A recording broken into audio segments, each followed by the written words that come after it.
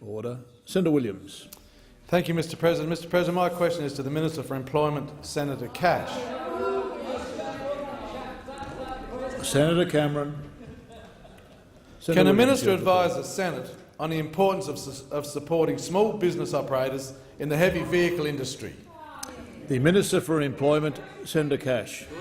Thank you, Mr President, and I thank Senator Williams for his question, and in particular everything he has done to support owner-drivers in Australia, something that those on the other side refuse to do.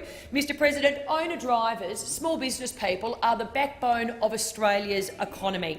They are vital to Australia's supply chain, and they offer, in particular, critical support for local communities. Anyone from rural and regional Australia, as Senator Williams knows what these owner-drivers do for their small communities. But because of a duty deal that was done between the former Labor government, former Prime Minister Gillard, Mr Shorten as the Industrial Relations Minister and the TWU, owner-drivers are today literally being decimated across Australia, absolutely decimated.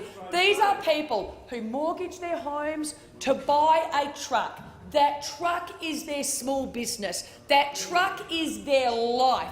For Mr Shorten and for Tony Sheldon to say that these owner-drivers are anything other than safe on our roads and highly responsible for the safety of their vehicles is nothing short of an insult to them, in particular when they are mum and dads who have kids at home, who go out on long-haul drives and they want to get home and they want to see their kids at night. It is an insult to them that you would say that they are anything other than by safe.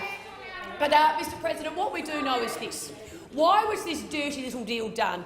Well, when the former Labor government, despite there will be no carbon tax policy under our government, brought in the carbon tax, Tony Sheldon went straight to them and said the carbon tax is a death tax. So what did they do? They promised Tony Sheldon the RSRT, and miraculously the campaign went away. Nothing more and nothing less. Thank you, Minister. Senator Williams. Supplementary Thank you, Mr President. I thank the Minister for that answer, and I ask the Minister, is the Minister aware of any claims made about the link between remuneration and safety? Minister. Yes, I am, Mr President, and unfortunately it was a false premise upon which this tribunal was set up. Again, it was done on the premise that if you pay drivers more, they will suddenly behave in a safer manner.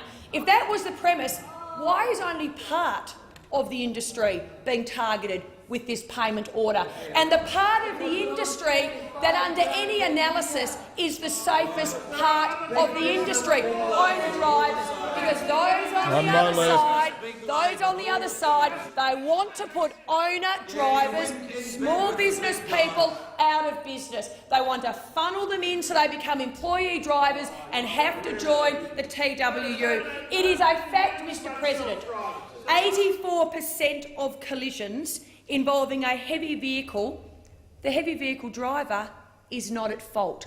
84%.